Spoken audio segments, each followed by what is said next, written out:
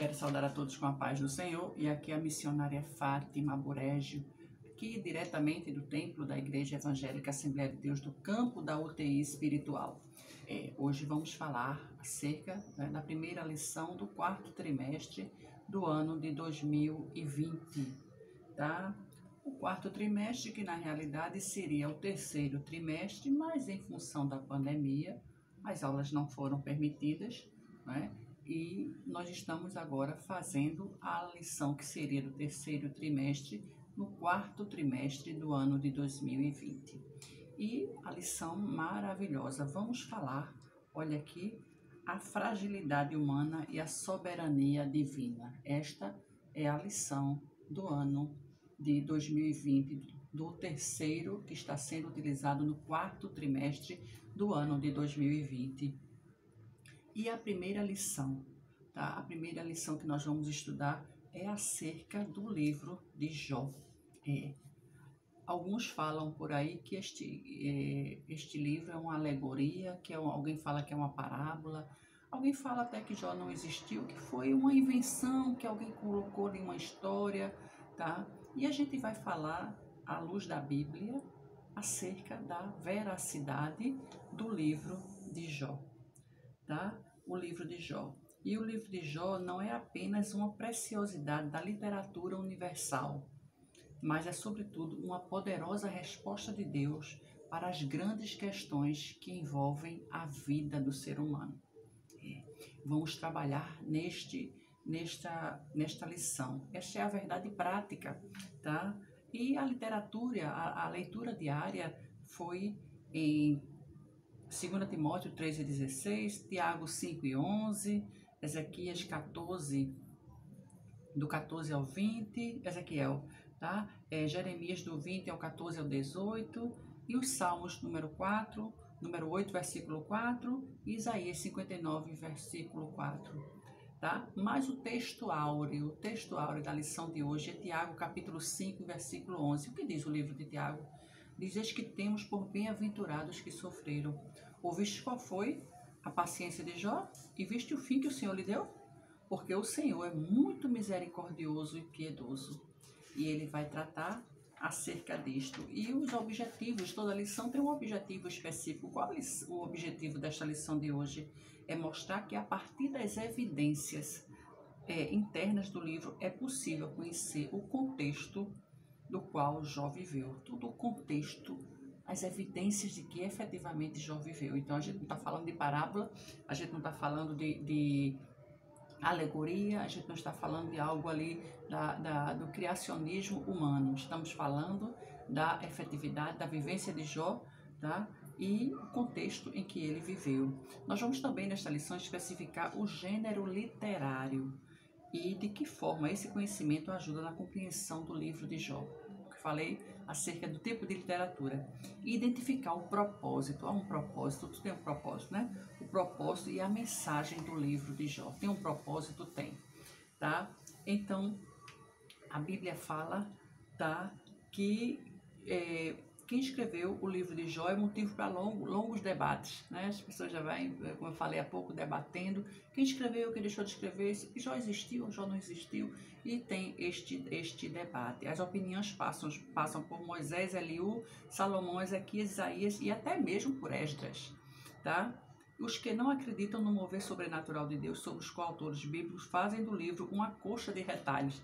Eles vão ali, né, ali pegando um pedaço de cada um e vão ali colocando as suas convicções. Aí a gente fala na palavra do Senhor, tá, que é viva e eficaz, é mais penetrante do que uma espada de 2 gumes e é apta a discernir as intenções do coração. Tá? A palavra de Deus é fiel e verdadeira. E eu sempre gosto muito de uma história que fala assim: tudo o que não está na Bíblia não existe no mundo espiritual, tá? O que está registrado na Bíblia, este é o que a gente deve se focar. Não dá para questionar, tem que vivenciar, tá? Afirmam ser ele a produção de vários autores em diferentes épocas. Lembra que a gente falou? Vários autores em diferentes épocas. A gente vai provar aqui que não é bem assim. A Bíblia mostra que Jó foi uma pessoa histórica. Aleluia. O profeta Ezequiel, guarde aí, Ezequiel, você que contesta o livro de Jó. O profeta Ezequiel confirma que ele, de fato, foi uma pessoa real, correlacionada ao lado de Noé e Daniel. Está lá em Ezequiel, capítulo 14, versículo 14. Dá uma pesquisada aí, tá? Aí confirmando que Jó, a história de Jó é real e Jó não é um personagem fictício. Fala da terra de Jó, tá? A terra de Jó está lá em Jó capítulo 1, versículo 1. Terra de Uz, dos caldeus existe Jó, e a Bíblia diz que Deus deu testemunho de Jó, dizendo, Satanás se apresentou para ele e o Senhor disse, tu conhece meu servo Jó? Homem íntegro, reto, temente a Deus que se desvia do mal? Aí Satanás chega para o Senhor também, tu enchesse ele de todas essas benevolências, de todas essas honras. A Bíblia diz que não houve um homem tão rico como Jó, lá no Oriente, e as filhas de Jó também eram as mais belas do Oriente, e Jó se levantava de madrugada para fazer sacrifícios ali a Deus, e dizia, olha, se porventura os meus filhos pecaram, as minhas filhas pecaram, que sejam perdoados. Tá? Ele já trabalhava ali com cautela, né? Ali na prudência, ali se meus filhos pecaram, eu estou até pedindo ali perdão em nome dele, que naquele tempo Jesus não tinha vindo ainda, né? A Bíblia diz que Jesus é o Cordeiro de Deus que tira o pecado do mundo. Jesus veio para expiar, então agora não precisa mais de sacrifício, não precisa fazer sacrifício, tá? Eu preciso de sacrifício. O sacrifício é um coração quebrantado e contrito. A Bíblia diz que Deus não deixa passar, Deus não menospreza, Deus não despreza um coração quebrantado e contido. Aí fala da época de Jó, tá? A época em que de fato ele viveu está lá em Jó capítulo 1, versículo 5, você deve buscar também. E as filhas de Jó, já falei que as filhas dele eram belíssimas, tá?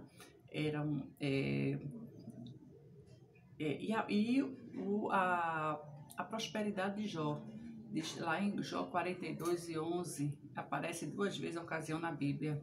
Uma em Gênesis, no capítulo 33, 19, e em Josué 24 e 32. Tá? E a prosa e a poesia. Alguém fala que é uma prosa e que é uma poesia. O autor que desejar ler o livro de Jó precisa dar-se de conta de que diante dele há uma obra de natureza poética. Tá? Está escrito de forma poética, de forma ali, de uma parte poética e uma parte em prosa, tá? Mas o que a gente contesta, alguém fala, é só um livro literário, tá? É um livro real, Jó é real, a história de Jó é real, tá? A história de Jó é real. A organização, o texto em poesia há a seguinte organização. Um monólogo de Jó, um monólogo ele falando, sozinho, falando com ele mesmo.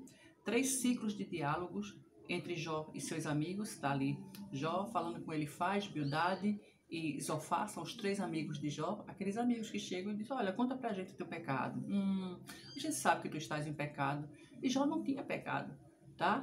Foi o quê? Foi uma provação que ele passou, porque o inimigo veio ali tentar mostrar para Deus, que ele é tentador, mostrar para Deus que Jó só o adorava porque era uma forma como é que chama, de barganha. Deus o abençoava e ele o adorava. Não era uma coisa natural. Era uma coisa como se fosse assim, barganha, uma compra, né? Um negócio, tá? Um negócio. Eu te abençoo e você me adora. Vamos fazer esse negocinho aqui. Só que não é assim com Deus, tá? Tem um louvor que fala, se Deus fizer, ele é Deus. Se não fizer, ele é Deus. Se a porta abrir, ele é Deus. E se fechar, continua sendo Deus. Se a doença vier, ele é Deus. Se curado eu estou, ele é Deus. Se tudo der certo, ele é Deus. E se não der, ele continua sendo Deus. Tá? É muito bonito este louvor. Então ele continua sendo e você continua adorando em todas as circunstâncias. E era assim com Jó. E o inimigo não acreditava naquela intimidade de Jó, naquela forma de adoração de Jó. E dizia que Jó só adorava a Deus porque ele era bem-aventurado. Ele era rico, ele era próspero, ele tinha muitos bens, ele era o homem mais rico do Oriente, o homem mais rico do Oriente, as suas filhas eram belíssimas, o casamento era perfeito, os seus bens, tinha servos, tinha criadas, então tudo isso, é claro, tinha uma saúde, tá? E ali Deus permitiu circunstâncias, permitiu até que fosse tocar na saúde de Jó, tá? Disse, olha, Satanás, permito, você vai até tocar na saúde dele, mas você vai ver que ele não vai blasfemar contra mim. E você, e Jó, a Bíblia diz que em tudo Jó manteve-se fiel e leal, tá? E aqui tem um trecho, o subtópico 3 tem aqui, por que os justos sofrem? Você está sofrendo?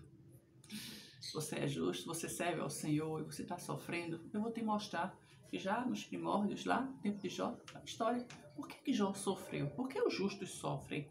Algumas das questões mais importantes levantadas no livro de Jó são justamente isso. Por que os justos sofrem? Tá? Ao longo dos anos, tanto os teólogos quanto filósofos têm procurado explicação para isto. Tá? Nesse aspecto, ao longo dos seus 42 capítulos, o autor procura demonstrar um novo olhar sobre essa questão. Ele vai mostrar que a gente sofre não é porque a gente está em pecado, nem porque... Não. Tá? O caso de Jó é porque foi uma aprovação, foi uma permissão do Senhor. Até porque o inimigo dizia que Jó adorava a Deus porque era bem-aventurado, porque era próspero, tinha tudo, estava tudo ali muito fácil. É muito fácil você adorar a Deus. Eu quero ver você adorar a Deus no meio da aprovação. Tá? Existe bondade desinteressada? Era este o dilema de Satanás. Ele dizia, essa bondade de Jó contigo não é a tua não, tu tens dado muitos bens a ele, tá? Para muitas pessoas, qualquer prática religiosa não passa de barganha. O que acontece com você? O que acontece comigo? Ah, tu é crente porque o Senhor te abençoa. Tu és crente para poder estar em evidência. Tu és crente para prevalecer. Tu és crente para Deus te abençoar. Não, eu sou cristã, eu sou protestante, eu sou evangélica, você deve ser. Porque é uma forma de gratidão a Deus. A Bíblia diz que Deus criou o homem, criou o ser humano para o seu louvor.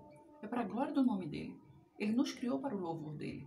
Então, quando nós adoramos a Deus, independentemente da circunstância que nós estejamos passando, se estejamos comendo caviar, se estejamos comendo um bocado seco, tá? A glória e a honra e a gratidão a Deus deve ser a mesma, tá? E diz assim, que as pessoas acham que as pessoas são religiosas, as pessoas servem ao Senhor por causa da barganha, ou às vezes com medo. Eu tenho medo de Deus me castigar, eu vou ser cristã. Não é por temor, não. É por gratidão. É anelo, veneração. Deus é fiel. Tá? Para ele, para o inimigo, Jó só permanecia fiel a Deus porque recebia um benefício em troca. Jó era um homem agraciado com muitos bens. Satanás dizia, você só adora a Deus porque você é muito próspero. O papel do inimigo, o papel de Satanás como adversário dos justos, né, no livro de Jó demonstra que mais do que qualquer outro livro, tá? Entre as 19 referências a Satanás no Antigo Testamento, 14 acontecem no livro de Jó. Já pensou? Jó demonstra com toda a clareza o princípio bíblico de que os crentes são transformados pela revelação e não pela informação. Você é transformado pela revelação do Espírito Santo de Deus. E não pela informação. Informação é isto que eu estou dando. Você é transformado pela revelação na palavra do Senhor. Esta palavra viva e eficaz, esta palavra que transforma. Esta palavra de Deus, gente. Esta é a palavra viva e eficaz, essa palavra que transformou a minha vida, que transforma a sua. E problemas, é você estar isento? Quem disse isso? Pelo contrário, talvez eu acho que eu estou mais... a gente é mais atribulado quando a gente serve ao Senhor. Agora, diferentemente, a gente tem essa convicção, igual Paulo dizia, eu sei em quem eu tenho crido. Eu sei que o meu Redentor vive e que por fim se levantará sobre a terra. A nossa prosperidade, a nossa riqueza, a nossa bonança não é aqui não. Aqui é campo de batalha, aqui é guerra. A nossa prosperidade, a nossa riqueza, é lá na glória com o Senhor. Tá? É com o Senhor. E conclusão, vamos concluir a nossa lição de hoje.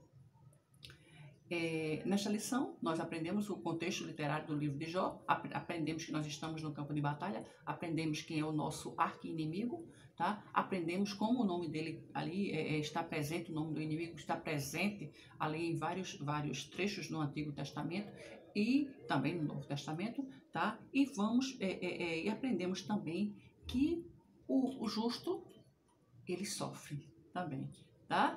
Não é só, não, a gente está aqui com Jesus, é uma carta branca, um passaporte, olha, para excelência, que não tem problema, não tem, não. Não é isto, tá? Não é isto e também não é barganha. Cuidado com esta teologia aí da prosperidade que pregam para você, tá? E você está com Jesus, nada vai te acontecer. Quem disse isso? A Bíblia diz que nós estamos com o Senhor e Ele nos livra, de fato Ele nos livra, mas Ele nos dá força no meio da tempestade, Ele nos dá livramento no meio da tormenta, mas Ele não nos livra da tormenta. Ele não livrou Daniel da cova dos leões, Ele estava com Daniel dentro da cova dos leões, mas ele foi lançado, mas Ele deu livramento, tá? Mas Ele permite circunstâncias na vida do cristão, né? Servir ao Senhor, ser servo de Deus, ter o nome escrito no livro da vida, não é passaporte para uma excelsa vida ali isenta de problemas. Não é bem assim. Se estão te ensinando assim, se você aprendeu assim, está errado. À luz da Bíblia, a Bíblia diz que no mundo nós teremos aflições, mas devemos ter bom ânimo, porque Jesus venceu. E Ele diz, e eu te ajudo. Eis que eu estou convosco todos os dias, até a consumação dos séculos. Tá? Mas ele diz, bem-aventurado é aquele que ouve e pratica esta palavra. Tá? E diz, e odiado de todos vocês serão por causa do meu nome, mas aquele que perseverar até o fim é este que será salvo. Eis que eu estou convosco todos os dias, não te deixarei e nem te desampararei, diz o Senhor. Então fica aqui, a conclusão é que o que é demonstrado é que é do conhecimento de Deus, é o anseio de todo ser humano, tá? É o anseio que todo ser humano deve ter de buscar a Deus. Deus te abençoe. E fique conosco, tá? A próxima lição é a lição número 2 da próxima semana e nós vamos tratar de quem era Jó. Vamos ver o diagnóstico, um raio-x de Jó. A cultura dele, a personalidade dele, a forma dele ser, a forma dele se conduzir. Quem era Jó? Vou te dizer na próxima aula. Fique conosco, curta, compartilhe e já te inscreve no canal. Deus te abençoe.